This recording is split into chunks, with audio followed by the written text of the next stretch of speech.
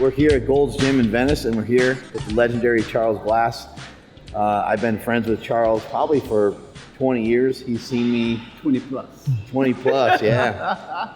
He's seen me every shape and size that you can possibly imagine. Seen me probably almost around this weight when we first met. When I first met you, you were a little smaller than this. Yeah, about 210, 220. Yes. I'm about 235, 240 now. And I went all the way up, 300 pounds plus, and the whole thing with all the powerlifting stuff. Charles has been, everybody knows his resume. He's a championship bodybuilding trainer.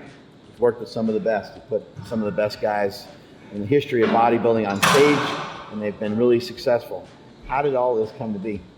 When I finished my gymnastics career, I just wanted something with longevity. And I kept passing, at the university, I kept passing by the weight room. I'm like, damn. So I pop in every now and then. I shoot the crap with the guys. And I made a promise to one of them, to Dr. Casey Donovan. And he's a professor over at USC right now, and he runs the whole department over there. And I made a promise to him that as soon as I finish my career, I'm gonna be in this gym with you guys. Of course, they laughed at me. They didn't believe it. Here I am, 149 pounds, Right. So as soon as I finished that career, boom, I was in the gym. And you're pretty strong, right? Because you had the gymnastics background? I was strong only because I used to play around with the weights all the time, and it just made me stronger for gymnastics. So when I went into the gym, they couldn't believe it. I actually started off with Olympic lifting. Oh, okay.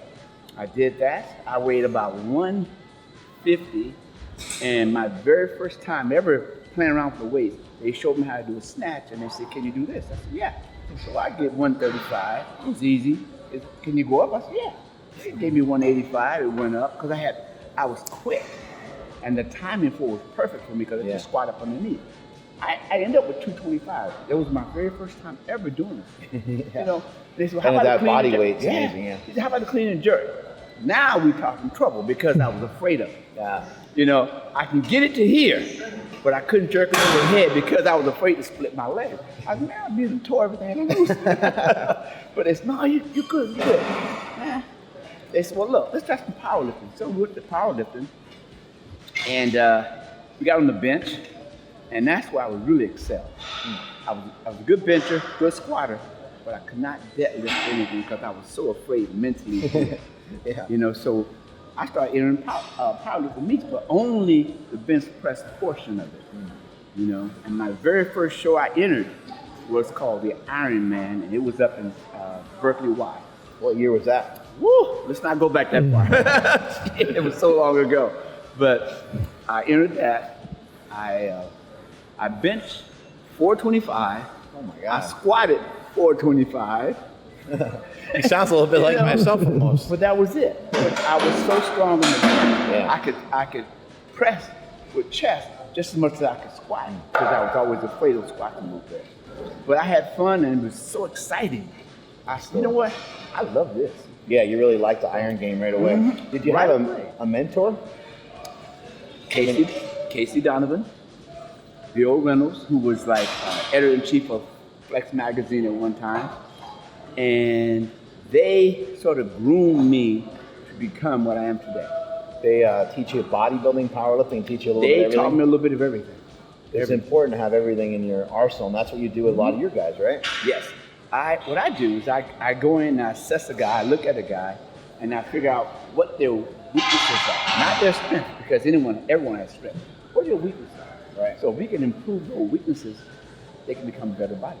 Some things are really tough though. Like some people have like stubborn, you'll hear people say that somebody has stubborn calves or things like this. How do you rectify some of these situations? When you have stubborn calves, it's because you're not doing it right. Now, if you look at dancers, they have big calves. Why? Because they're always power, springing. Long distance runner, up on it, boom, boom. Yeah. Why? It's that quick movement. That builds calves.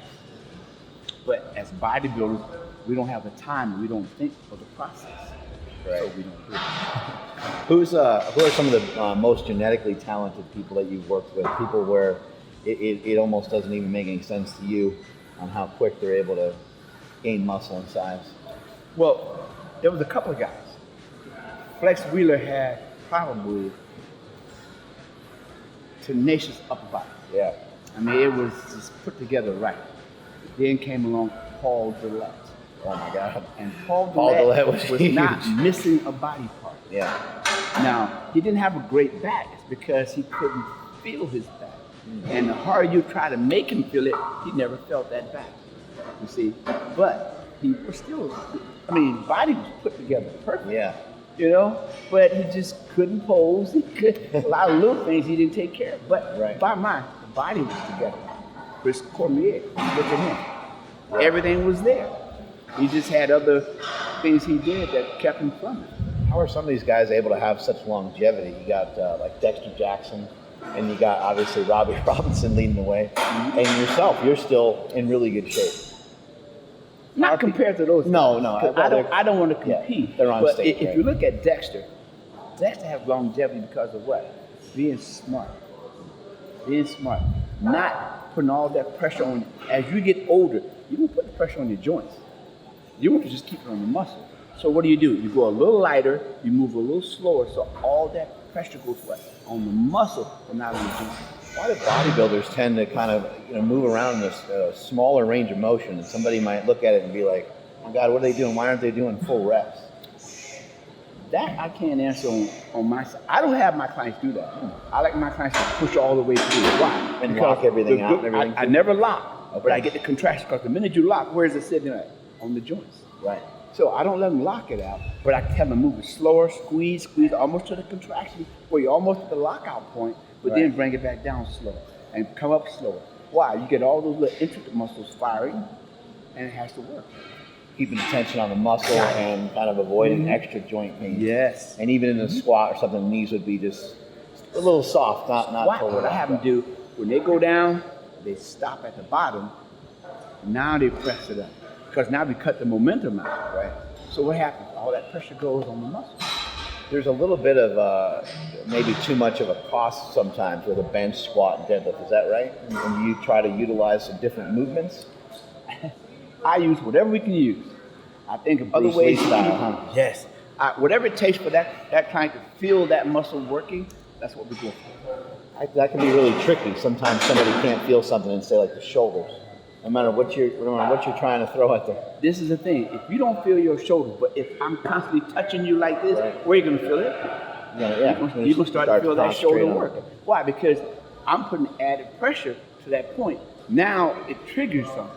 Now you can feel it. Hey, careful what muscle you're poking at. You know what I mean? Oh yeah, well, see, that's the difference between a gland and a muscle too. Right? We don't poke glands. Yeah, we gotta be a little bit more cautious. What do you think's something that people are missing when it comes to trying to build muscle? Because we're in a society right now where we do have an obese population, and people are trying to lose weight all the time.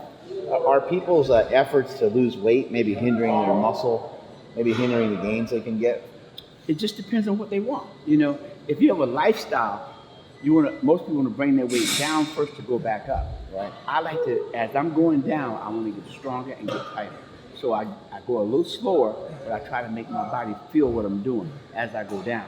And I get to a point, then I stop. Then I go a little further and I'll stop it there. Because I don't want to be soft, have all this loose skin hanging all over the place. Yeah. So you take it down nice and slow. Most people carry way too much weight. And you don't want to carry all that weight. Why? For what? What's it going to do for you?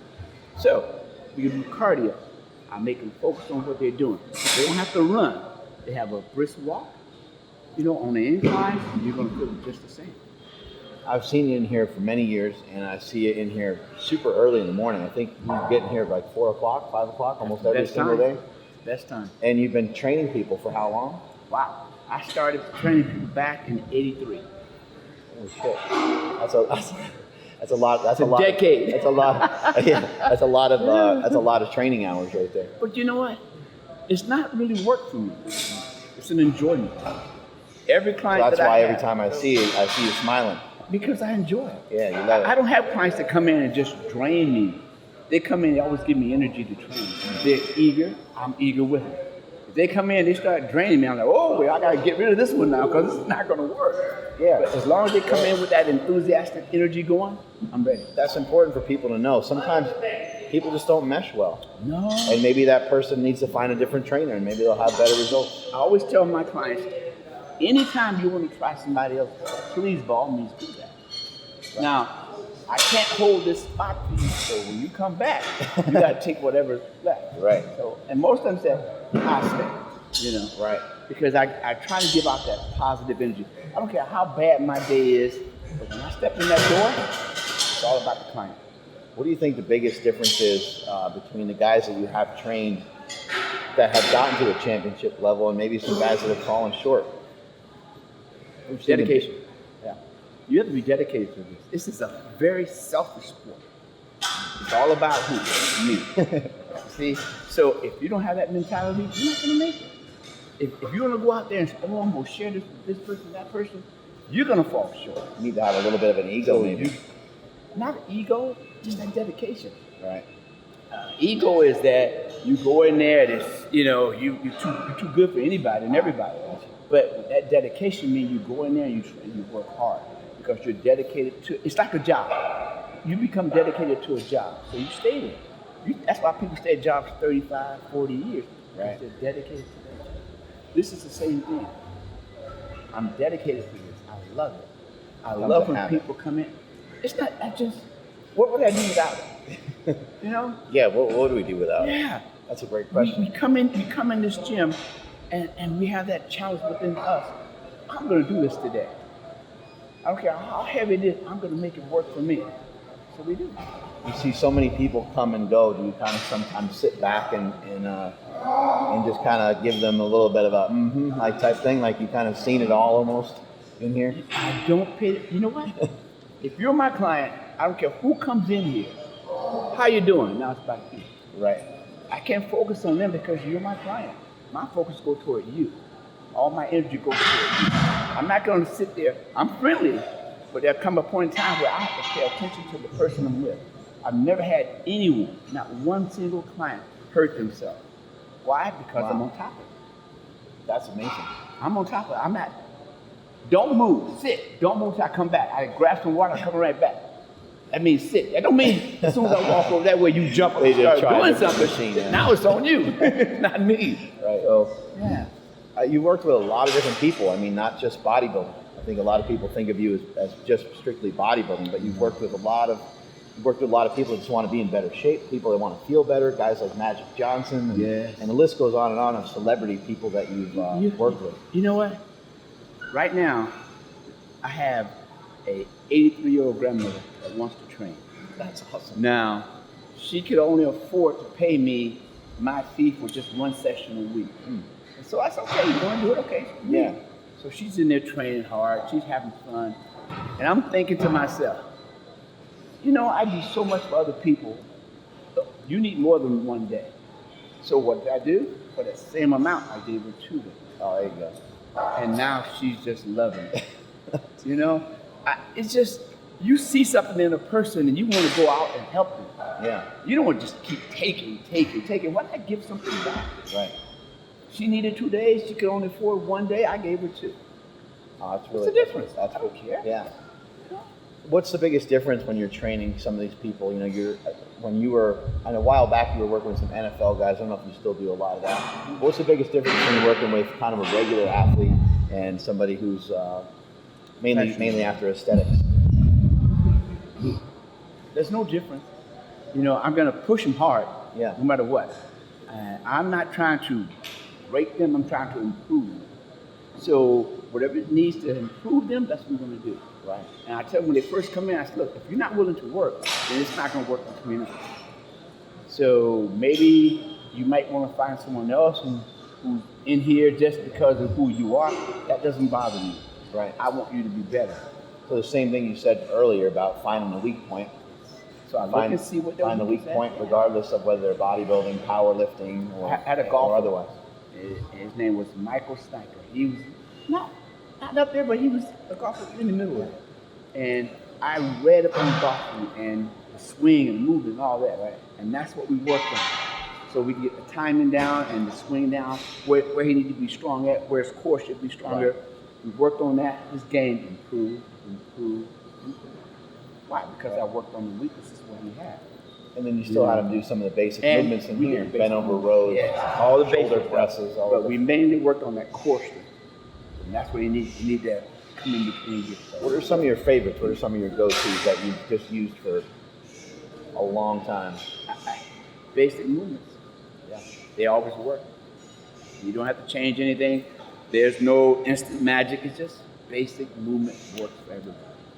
Just bent over rows, presses, different things. It just depends on the individual. You make sure there's no weaknesses in the lower back because you got to strengthen all that first before you get to that. So there's a lot of bent over stuff, so you don't want to hurt their back. And you got to see how their posture is and stuff like this. So you may want to improve some of those things before going to some good basic movements. Yes.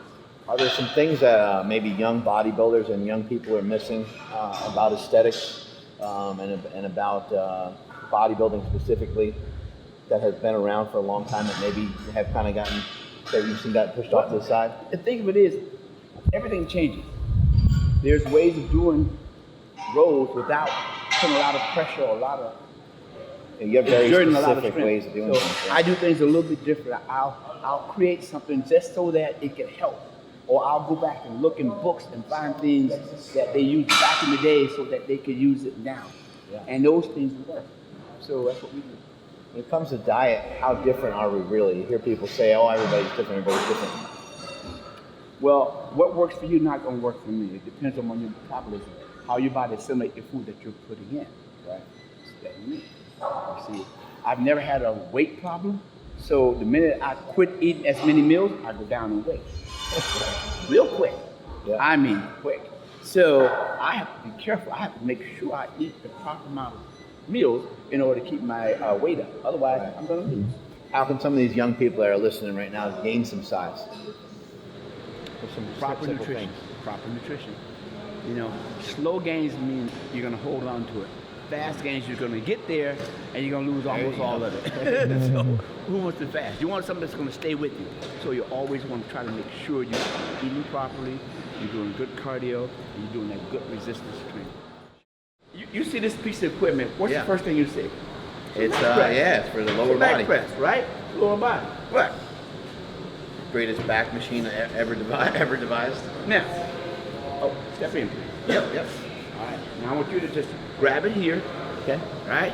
Now, step back 2 steps. Now, bend over at the waist. Yep. Let it stretch, stick the chest out. Now pull to your stomach.